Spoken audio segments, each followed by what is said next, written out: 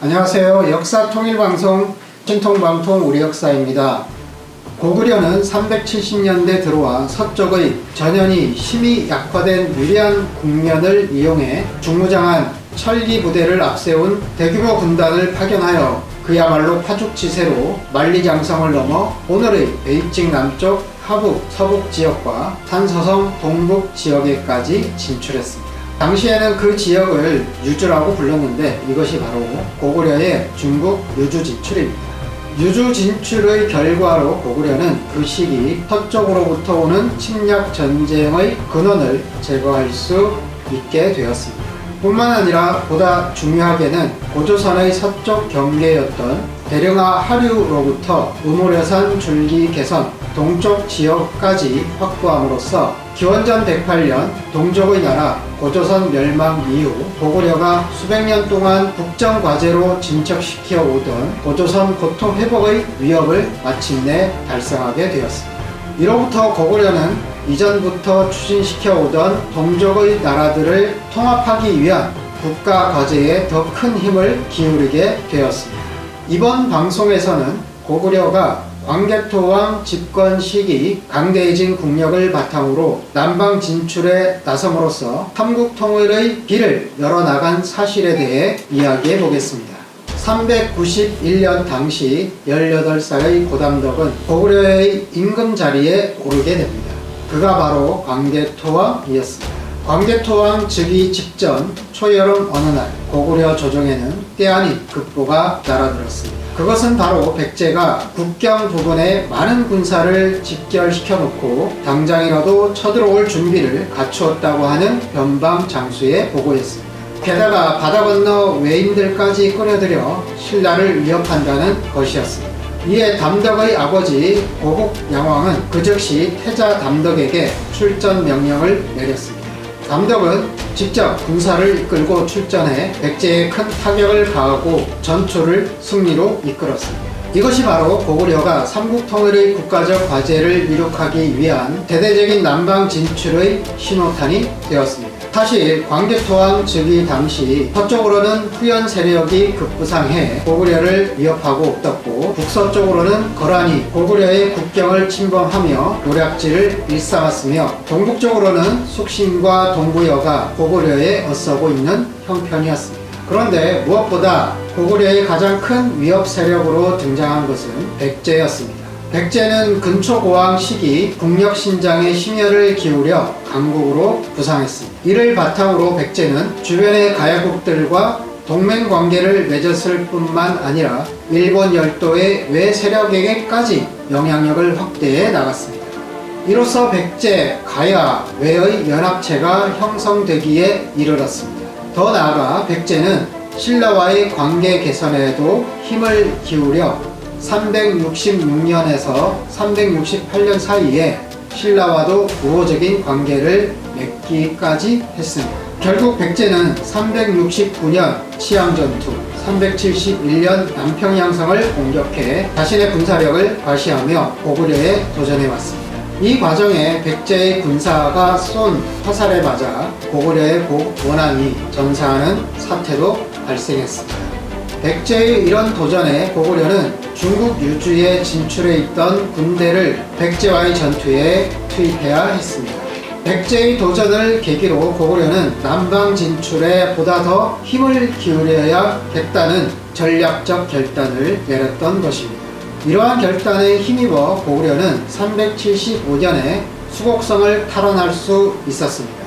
또한 이 전투의 승리로 백제 편에 기울던 신라를 다시 고구려 쪽으로 견인할 수 있었습니다. 그럼에도 백제는 고구려에 도전하기를 포기하지 않았습니다. 377년 백제는 다시 남평양성을 공격했습니다. 이 전투에서 고구려가 다시 승리했습니다.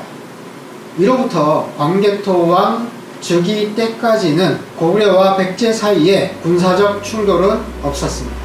하지만 이것은 폭풍전야의 고요와도 같은 것이었습니다.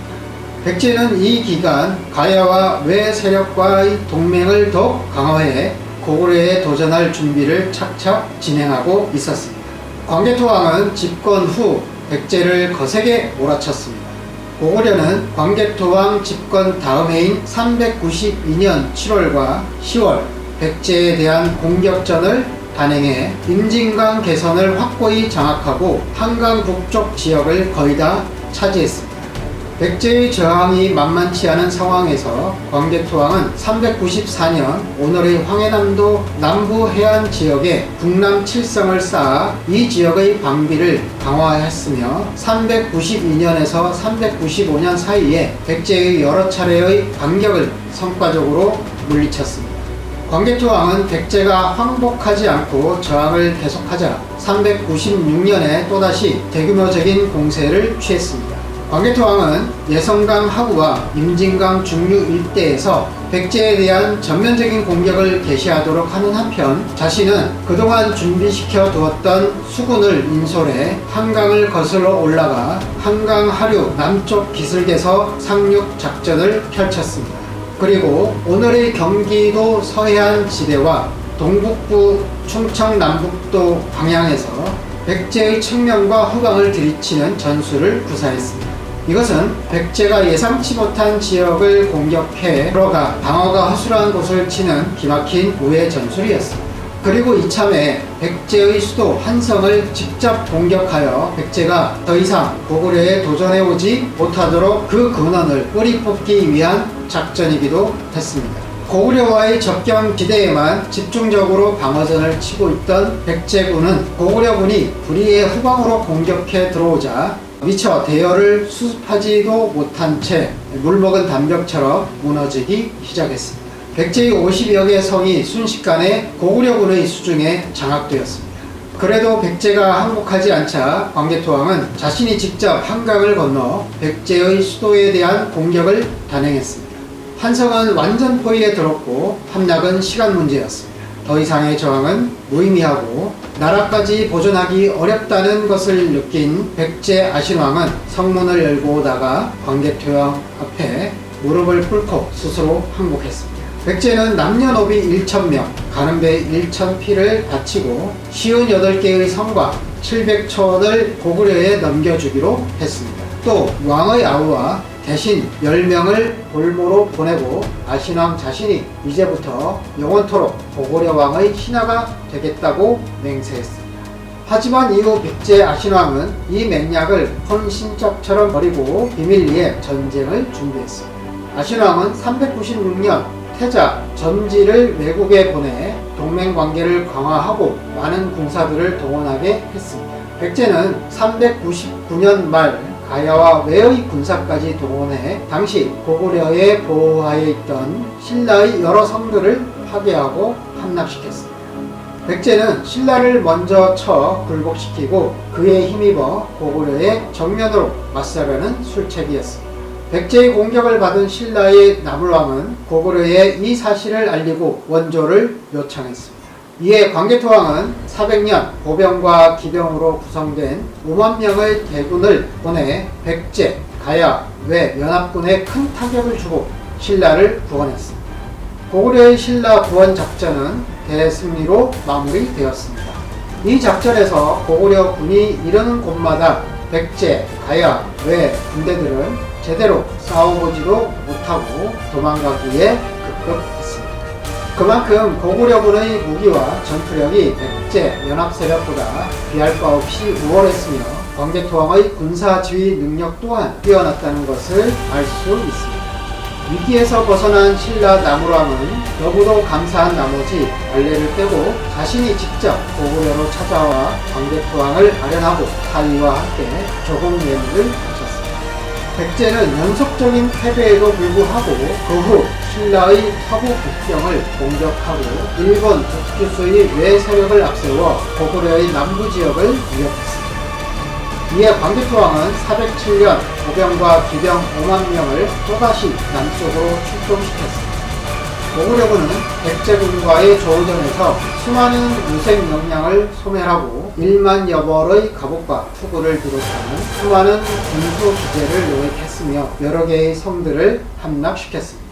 결국 백제는 힘을 잃고 그 후 오랫동안 고구려를 도발하는 군사행동을 더는 벌이지 못하게 되었습니다. 이처럼 광개토왕은 젊은 나이에 집권해 22년의 통치기간 남방 진출을 성과적으로 추진해 삼국통일의 길을 열어놓았습니다. 또한 이전 시기에 비해 2배 이상에 달하는 광활한 영토를 넓혀 고구려 역사에서 강대한 국력을 과시했습니다. 그럼 다음 시간에도 계속해서 광개토왕 시기의 또 다른 흥미있는 이야기로 찾아뵙겠습니다. 감사합니다.